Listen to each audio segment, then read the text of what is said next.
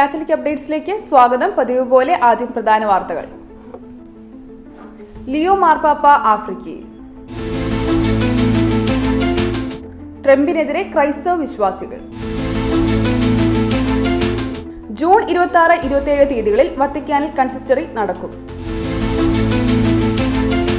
Benedict 16 പാപ്പയുടെ 100ാം ജന്മദിനം 2027 ആഘോഷിക്കുന്നു. PC ജോർജിനെ തള്ളിപ്പറഞ്ഞ് പാലാ രൂപത കത്തോലിക്ക കോൺഗ്രസ്. വാർത്തകൾ വിശദമായി. ലിയോ മാർപ്പാപ്പ ആഫ്രിക്കയിൽ. ലിയോ 14 പാപ്പയുടെ ആഫ്രിക്കൻ സന്ദർശനം തുടരുന്നു.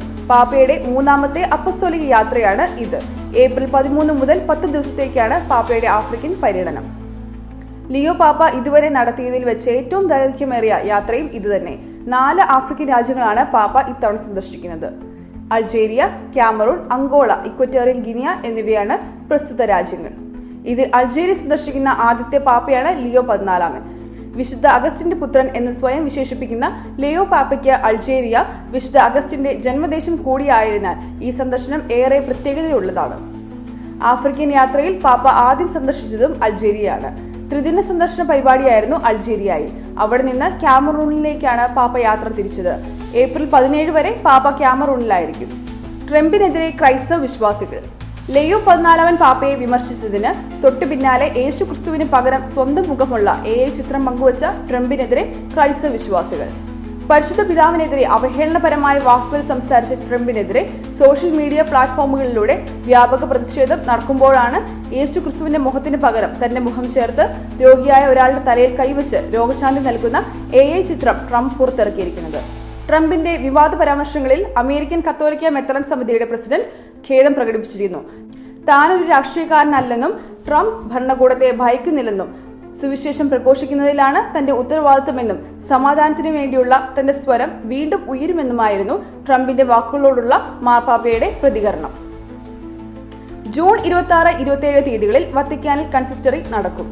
ജൂൺ 26-27 തീയതികളിൽ നടക്കുന്ന കൺസിസ്റ്ററി സമ്മേളനത്തിൽ പങ്കെടുക്കുന്നതിന് ക്ഷണിച്ചുകൊണ്ട് ലോകമെങ്ങുമുള്ള കർദിനാൾമാർക്ക് മാർപ്പാപ്പ കത്തയച്ചു.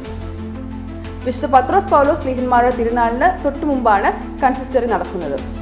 ബെനഡിക്ട് 16 പാപ്പയുടെ 100ാം ജന്മദിനം 2027 ആഘോഷിക്കുന്നു.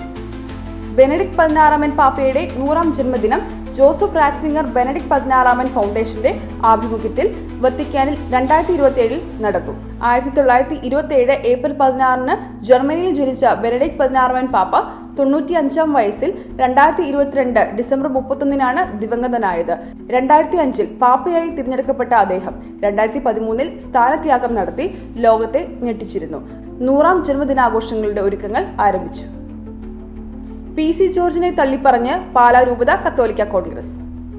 PC ജോർജിന്റെ വിവാദ പ്രസ്താവനകളിൽ പ്രതികരിച്ച് പാലാ രൂപത കത്തോലിക്ക കോൺഗ്രസ് ജോർജിന്റെ ജൽപ്പനകളെ അവജ്ഞയോടെ തള്ളിക്കളയുന്നുവെന്നും പാലാ അരമനയിലേക്ക് കല്ലെറിഞ്ഞപ്പോൾ താൻ ഒറ്റയ്ക്ക് നിന്ന് തടഞ്ഞു എന്ന ജോർജിന്റെ അവകാശവാദം പച്ചക്കള്ളമാണെന്നും കത്തോലിക്ക കോൺഗ്രസ് പാലാ രൂപതാ സമിതി വ്യക്തമാക്കി. കത്തോലിക്ക സഭയെയും പിതാക്കന്മാരെയും അവഹേളിക്കുന്ന ജോർജിന്റെ പ്രസ്താവനകളിൽ BJP നേതൃത്വം ഇടപെടണമെന്നും കത്തോലിക്ക കോൺഗ്രസ് പാലാ രൂപത സമിതി ആവശ്യപ്പെട്ടു. കാത്തലിക് അപ്ഡേറ്റ്സ് ഇവിടെ പൂർണ്ണമാകുന്നു. അടുത്ത വാർത്തകളും വിശേഷങ്ങളുമായി ഇനി ചൊവ്വാഴ്ച കണ്ടുമുട്ടാം. നന്ദി.